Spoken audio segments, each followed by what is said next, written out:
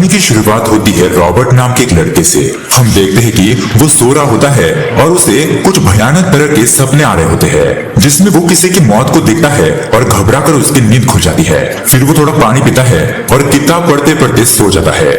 अब उसके अगले दिन सुबह हम देखते हैं कि अलार्म बजते ही रॉबर्ट उठ जाता है और नहाकर फ्रेश वगैरह होकर अपना ब्रेकफास्ट बनाता है।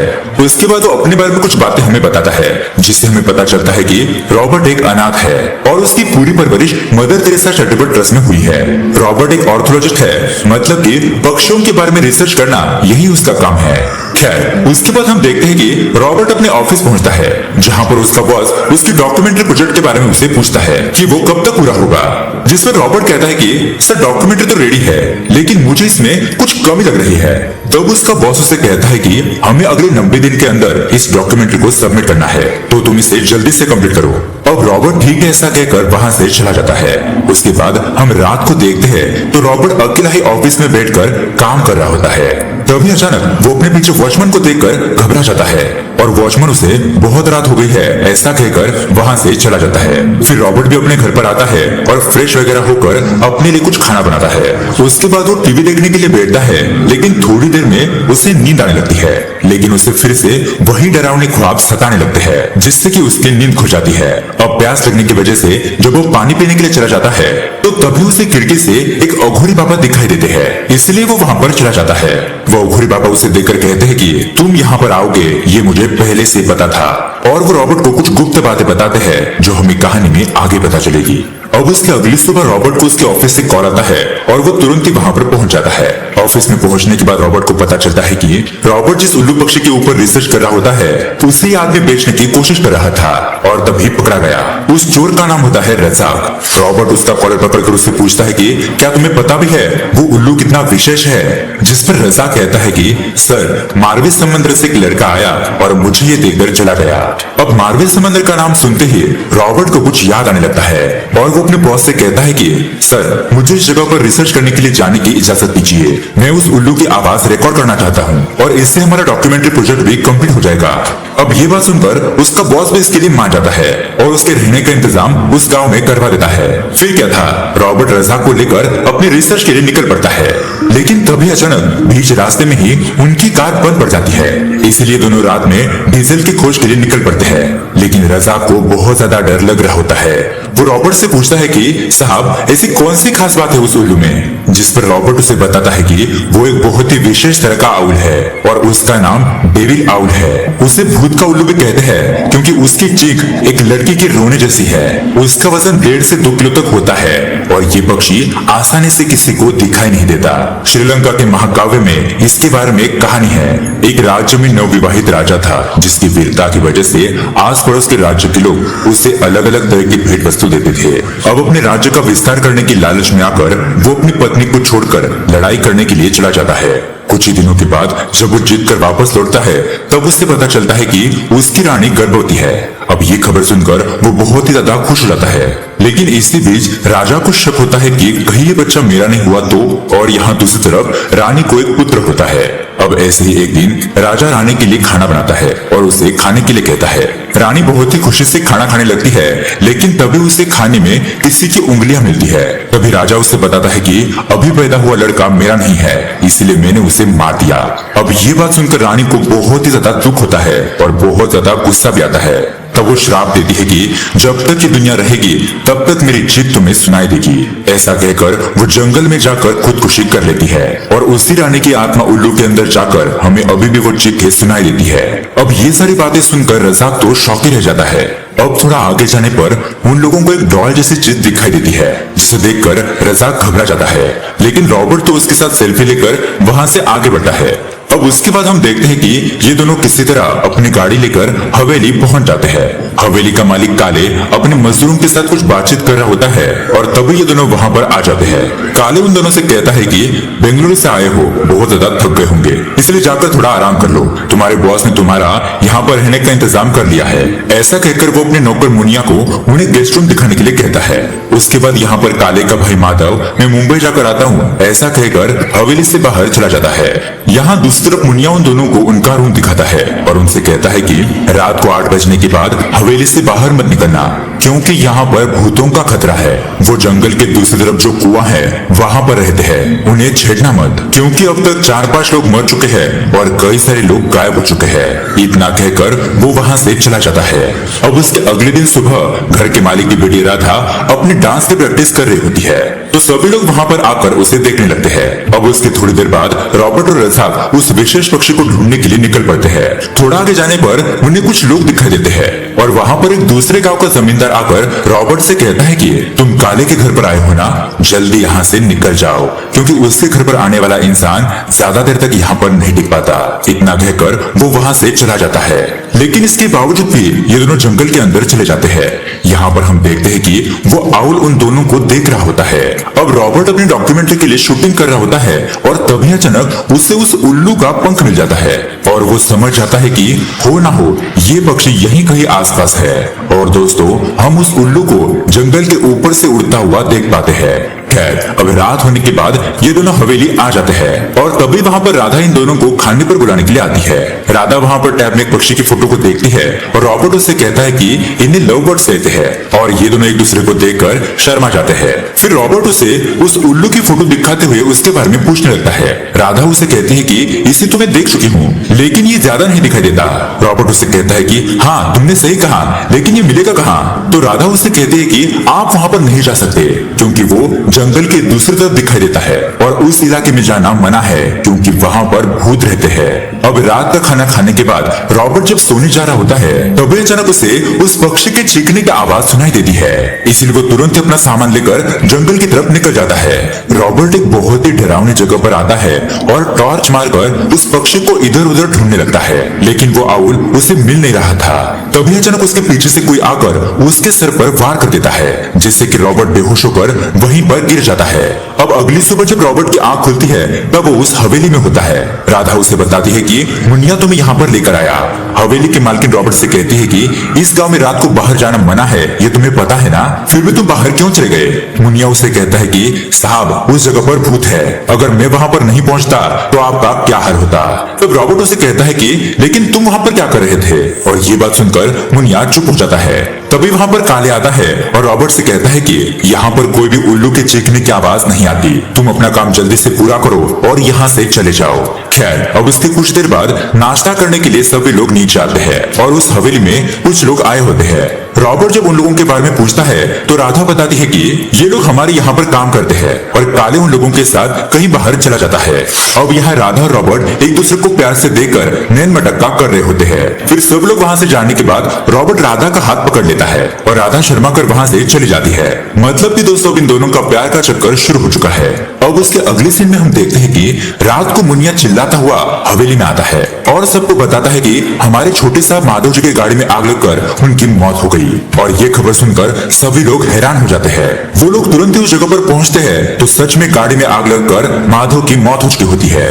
काले अपने भाई को मरता हुआ देखकर बहुत ज्यादा रोने लगता है और सभी लोग दुखी हो जाते हैं। अब उसके अगले दिन हम देखते हैं कि रॉबर्ट को हवेली में एक बच्चा दिखाई देता है, इसलिए रॉबर्ट उसका पीछा करते हुए ऊपर के कमरे तक जाता है, लेकिन वहां पर उसे कोई भी दिखाई नहीं देता। तभी वहां पर पीछे से अचानक राधा आ जाती है और उसे देखकर रॉबर्ट तो डर ही जाता है। फिर वो उसे अपने यहाँ पर आने का असली मकसद बताता है। वो उसे कहता है कि ये मारवे समंदर, तुम्हारा गाँव, वो आग, ये सब कुछ मुझे अपने सपने में दिखाई देता है। जब मैं बेंगलुरु में था तब एक अघोरी बाबा ने मुझे एक विचित्र बात बताई कि मैं 250 साल पहले इक्ष्वाकु वंशज का राजा हुआ करता था, जिसका नाम था रंधावा। पिछले जन्म में मैं राजा भैरव सिंह का बेटा रंधावा था। और दोस्तों, यहाँ से कहानी जाती है फ्लैशबैक में, जहाँ पर हमें युवराज रंधावा के बारे में बताया जाता है। हम देखते हैं कि बहुत बड़े राज्य के युवराज रंधावा को एक लड़की से प्यार हो जाता है, जहाँ पर उस लड़की की तस्वीर देखकर उसकी माँ उस लड़की के बारे में पूछती है। रंधावा बताता है कि माँ, मैं उसे बहुत ज्यादा प्यार करता हूँ, मुझे हर तरफ वही दिखाई देती है। हम देखते हैं कि पद्मावती पूजा कर रही होती है तो राजकुमार की नजर उस पर पड़ती है और पहली ही नजर में रंधावा को उससे प्यार हो जाता है। तब रंधावा वहाँ पर बेहोश होने का नाटक करता है और पद्मावती पास के झरने से पानी लाकर उसे होश में लाती है। रंधावा उससे पूछता है कि तुम कौन हो? तो वो बताती है कि मैं यहाँ के पुजारी की बेटी हूँ, मेरा नाम पद्मावती है। और इतना कहकर वो वहाँ से चली जाती है। यहाँ रंधावा अपनी माँ से कहता है कि पता नहीं उस मुलाकात के बाद मुझे क्या हो गया है। तो उसकी माँ उसे कहती है कि लेकिन मुझे तो पता चल चुका है कि तुझे प्यार हो गया है। अब उसके अगले सीन में हम देखते हैं कि पद्मावती का होने वाला पति उसका हाथ पकड़कर उससे बात करने की कोशिश कर रहा होता है, लेकिन उस समय पद्मावती देवी की मूर्ति का शुद्धिकरण कर रही होती है। और तभी वहाँ पर अचानक रंधावा आकर उसके होने वाले पति का गला काटकर उसे मार डालता है। और अपने होने वाले पति को ऐसा मरता हुआ देखकर पद्मावती बहुत ही ज्यादा दुखी हो जाती है और वो गुस्से में आकर रंधावा को श्राप देती है कि मैं तुम्हें इस जन्म में तो क्या अगले 7 जन्मों तक भी नहीं मिलूंगी और तुम्हें कभी सच्चा प्यार नसीब नहीं होगा। इतना कहकर वो अपने आप को जख्मी कर लेती है और उस मूर्ति के साथ पानी में डूबकर अपनी जान दे देती है। अब इस घटना के बाद रंधावा बहुत ही ज्यादा दुखी और उदास रहने लगता है। वो पद्मावती से दूर होने का गम सहन नहीं कर पाता और अपने सीने में तलवार घुसाकर खुद को मार डालता है। अब यहाँ अघोरी रॉबर्ट से कहता है कि तुम्हें उस पानी में गिरी हुई मूर्ति को बाहर निकालकर माँ देवी चामुंडा का होम करना होगा और उसके बाद ही तुम्हें पद्मावती के श्राप से मुक्ति मिलेगी और फिर उस कुएं के पास कोई भी नहीं मरेगा। अब यहाँ पर हम प्रेजेंट में आते हैं, जहाँ पर राधा रॉबर्ट से कहती है कि क्या सच में तुम ही युवराज रंधावा हो? रॉबर्ट कहता है कि क्या झूठ है और क्या सच ये मुझे नहीं पता, लेकिन फिर मेरे सपनों में जो आता है वो यहाँ पर क्यों हो रहा है? मुझे किसी भी हालत में उस मूर्ति को बाहर निकालकर उसकी स्थापना करनी होगी जिससे कि मौत का सिलसिला थम जाए। लेकिन उस कुएं तक मैं जाऊंगा कैसे? तब राधा उससे कहती है कि मैं तुम्हें वहां पर ले जाऊंगी। खैर, अब उसके अगले दिन हम देखते हैं गांव के कुछ लोग हवेली आते हैं और काले को उसके भाई की मौत के लिए दिलासा देने लगते हैं। तभी वहां पर राधा की माँ पूजा की थैली लेकर आ रही होती है और अचानक वो गिर जाती है। काले उसे संभालता है और ये सब कुछ देखकर गांव के लोग उसे कहते हैं कि इस घर में बहुत सारी अनहोनी घटनाएं हो रही है, इसलिए आपको भूताकोला करना चाहिए। अब इन सब से आपको भगवान ही बचा सकते हैं और काले भी इसके लिए मान जाता है। अब उसके अगले ही दिन हम देखते हैं कि भूताकोला की तैयारी शुरू हो जाती है। रॉबर्ट अपनी शूटिंग कर रहा होता है और बाकी के सभी लोग अपने अपने काम में बिजी होते हैं। थोड़ी ही देर में गोला शुरू हो जाता है और सभी लोग भगवान से प्रार्थना करने लगते हैं। लेकिन तभी अचानक काले और उसकी पत्नी घर के अंदर चले जाते हैं और उन्हें वहां से जाता हुआ देखकर घर की नौकरानी भी उनके पीछे पीछे चली जाती है। ऐसा लग रहा था कि वो अपने मालकिन को कुछ बताना चाहती हो, लेकिन वो उस बात को बता नहीं पाती। खैर, अब उसके कुछ देर बाद हम देखते हैं कि भूताकोला की पूजा संपन्न हो जाती है। लेकिन तभी अचानक रजाक वहां पर आकर एक बहुत ही बुरी खबर सुनाता है और सभी लोग एक पेड़ के नीचे पहुंच जाते हैं। वो देखते हैं कि उस पेड़ पर मालकिन की लाश लटकी हुई है और ये नजारा देखकर काले और राधा बहुत ही ज्यादा दुखी हो जाते हैं। उनके पैरों तले तो जमीन खिसक जाती है। अब इस घटना के बाद सभी लोग बहुत ही ज्यादा दुखी रहने लगते हैं। उन्हें समझ नहीं आ रहा था कि ये हत्याएं कौन कर रहा है। अब ऐसी एक रात रजाक देखता है कि राधा सबसे छुपकर कहीं पर जा रही है। अब रजाक रॉबर्ट को इसके बारे में बताता है और वो दोनों उसे रोक लेते हैं। रॉबर्ट उसे पूछता है कि तुम इतनी रात कहाँ जा रही हो? जिस पर राधा उसे कहती है कि मुझे जाने दो, पहले ही मुझसे प्यार करने वाले लोग मारे जा चुके हैं, इसलिए अब मैं तुम्हें नहीं खोना चाहती। मैं खुद ही उस मूर्ति को बाहर निकालकर उसकी स्थापना करने के लिए जा रही हूँ। और ये बात सुनकर रॉबर्ट उसे प्यार से गले लगाता है। लेकिन तभी अचानक वहां पर उन लोगों को कुछ सरसराहट की आवाज सुनाई देती है और वो देखते हैं कि कुछ लोग वहां से भाग रहे हैं। रॉबर्ट उन दोनों को घर पर जाने के लिए कहता है और खुद उन लोगों का पीछा करने लगता है। उनका पीछा करते करते रॉबर्ट उनमें से एक आदमी को पकड़ लेता है और उससे पूछता है कि तुम कौन हो और यहाँ पर क्या कर रहे हो? मैंने तो तुम्हें हवेली में भी देखा है। वो आदमी बताता है कि मैं कोई व्यापारी नहीं हूँ, बल्कि मैं एक आर्कियोलॉजिस्ट हूँ। यहाँ पर हम खजाना ढूंढने के मिशन पर आए हैं और जो भी इस इलाके में आता है हम उसे भूत का बहाना बनाकर मार डालते हैं। तभी वहाँ पर राधा और रजाक पहुंच जाते हैं और इसी मौके का फायदा उठाकर वो आदमी वहां से भाग जाता है और यहाँ राधा रॉबर्ट से घर चलने की रिक्वेस्ट करने लगती है। अब घर पर पहुंचने के बाद काले अपनी बेटी को इतनी रात में घूमता हुआ देखकर उसे बहुत ज्यादा डांटने लगता है। तो रॉबर्ट उससे कहता है कि यहाँ पर कोई भूत वगैरह नहीं है, ये सब कुछ इंसानों का ही किया धरा है। खैर, अब उसके कुछ देर बाद हम देखते हैं कि सभी लोग सो रहे होते हैं। लेकिन तभी अचानक कुछ लोग हवेली के अंदर घुसकर काले को मारने की कोशिश करने लगते हैं। लेकिन काले उनके वार से बच जाता है और ये देखकर वो सभी लोग वहां से भागने लगते हैं। रॉबर्ट भी उन लोगों को देख लेता है और उनका पीछा करते करते जंगल के अंदर पहुंच जाता है। उन लोगों के साथ रॉबर्ट की बहुत ही जबरदस्त फाइटिंग होती है और रॉबर्ट उन लोगों का एक एक करके बहुत ही बुरा हाल कर देता है। फिर उनमें से जब वो एक आदमी का नकाब हटाता है तो वो आदमी और कोई नहीं बल्कि हवेली का ही नौकर मुनिया होता है। जी हाँ दोस्तों, और उसे देखकर रॉबर्ट तो शॉक ही रह जाता है। अब मुनिया रोते हुए बताने लगता है कि मेरी पत्नी कहीं मिल नहीं रही है और उसे गायब करने वाला काले ही है, इसलिए मैं उसे यहाँ पर मारने के लिए आया था। मुनिया आगे बताता है कि उसकी पत्नी लक्ष्मी को काले के अफेयर के बारे में पता चल गया था। जब काले सबसे छुपकर गांव की एक औरत से मिलने के लिए आता है तो मुनिया की पत्नी लक्ष्मी उसे देख लेती है और काले भी लक्ष्मी को देख लेता है। और दोस्तों यही बात लक्ष्मी हवेली के मालकिन को बताना चाहती थी, लेकिन इससे पहले ही काले ने उसे गायब कर दिया। अब ये सब कुछ सुनने के बाद रॉबर्ट मुनिया से कहता है कि तुम चिंता मत करो, मैं तुम्हारे बारे में किसी को कुछ नहीं बताऊंगा।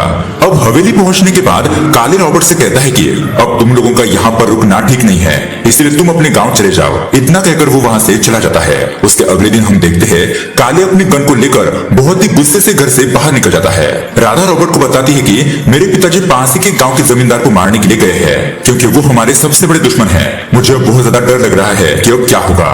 तब रॉबर्ट उसे कहता है कि तुम चिंता मत करो, मैं आज इस पूरे खेल को खत्म कर दूंगा। और इतना कहकर वो भी वहां से चला जाता है। यहाँ इस तरफ हम देखते हैं कि मुनिया अपने मालिक काले को मारने की कोशिश कर रहा होता है, लेकिन तभी अचानक वहां पर रॉबर्ट आकर काले की गर्दन ही काट देता है। और ये देखकर मुनिया तो शॉक रह जाता है। तभी वहां पर राधा भी आ जाती है और अपने पिता को मरता हुआ देखकर रॉबर्ट के सिर पर वार कर देती है। वो अपने पिता को देखकर रोने लगती है और रॉबर्ट से कहती है कि हे पापी इंसान, तुमने मेरे पिता को क्यों मारा। और दोस्तों यहाँ पर आता है बहुत बड़ा ट्विस्ट। रॉबर्ट बताता है कि रंधावा की झूठी कहानी बताकर मैंने तुम लोगों को बेवकूफ बनाया। उस दिन अघोरी बाबा ने मुझे रंधावा के बारे में कुछ नहीं बताया था। रॉबर्ट आगे कहता है कि तुम्हारे चाचा और तुम्हारी माँ को किसने मारा तुम्हें पता है? भूतनाथ ने, और वो भूतनाथ मैं हूँ। हाँ, मैंने ही मारा है उन लोगों को। अब दोस्तों यहाँ पर हमें 20 साल पहले की एक घटना दिखाई जाती है, जहाँ पर हम देखते हैं कि काले का पूरा परिवार बहुत ही गरीबी हालत में अपने बहन के हवेली में आता है। जी हाँ दोस्तों, ये हवेली काले के जीजा की होती है। काले अपने जीजा को अपने गरीबी के बारे में बताकर यहीं पर कुछ काम दिलाने के लिए कहता है। उसका जीजा उसे कहता है कि यहाँ पर हमारे पास बहुत सारी जमीन है, हम सब लोग मिलकर यहाँ पर काम करेंगे और खुशी खुशी रहेंगे। अब उसके कुछ दिन बाद हम देखते हैं कि काले और माधव खेत में काम कर रहे होते हैं और तभी अचानक उन लोगों को मिट्टी के अंदर खजाना मिल जाता है। अब ये लोग उस खजाने को लेकर हवेली आ जाते हैं और उसे आपस में बांटने की बात कर रहे होते हैं, लेकिन तभी उनका जीजा उन्हें देख लेता है और वो उन्हें कहता है कि ये सारा सोना हम गांव के गरीब लोगों में बांट देंगे, क्योंकि भगवान ने हमें बहुत कुछ दिया है। लेकिन उसके जाने के बाद काले, उसकी पत्नी और माधव ये अपने ही जीजा को मार डालने का प्लान बनाते हैं। लेकिन उनके इस प्लान के बारे में काले की बहन को पता चल जाता है। वो उन लोगों को बहुत ही भला बुरा कहती है, लेकिन ये लोग उसे भी चुप कराकर मार डालते हैं। अब वो जीजा का बच्चा ये सब कुछ देखकर वहां से डर के मारे भाग जाता है। और दोस्तों इसी बच्चे का नाम होता है रंधावा, और ये रंधावा और कोई नहीं बल्कि रॉबर्ट होता है। जी हाँ दोस्तों, इन लोगों ने उसके माता पिता को मार डाला था, इसीलिए 20 साल के बाद वो अपना बदला लेने के लिए यहाँ पर आया था। और दोस्तों उसे जो सपने आते थे उसमें वो अपनी माँ को लटका हुआ और अपने पिता को जलता हुआ देखता था, और इसीलिए उसने काले के पूरे परिवार को खत्म कर दिया। अब राधा काले की बेटी थी, लेकिन उसका इसके अंदर कुछ भी हाथ नहीं था, इसलिए रॉबर्ट उसे कुछ नहीं करता। अब ये सब कुछ वो राधा को बताता है और उसे कहता है कि अब तुम ही बताओ राधा, असली गुनहगार कौन है? मुझे पता है कि तुम मुझसे प्यार करती हो, इसलिए ये फैसला मैं तुम पर छोड़ता हूँ कि तुम मुझे माफ करोगी या फिर मार डालोगी। तो दोस्तों अब राधा गन लेकर रॉबर्ट की तरफ पॉइंट आउट करती है और गोली की आवाज के साथ ये सीन यहीं पर कट हो जाता है। और दोस्तों इसी के साथ ये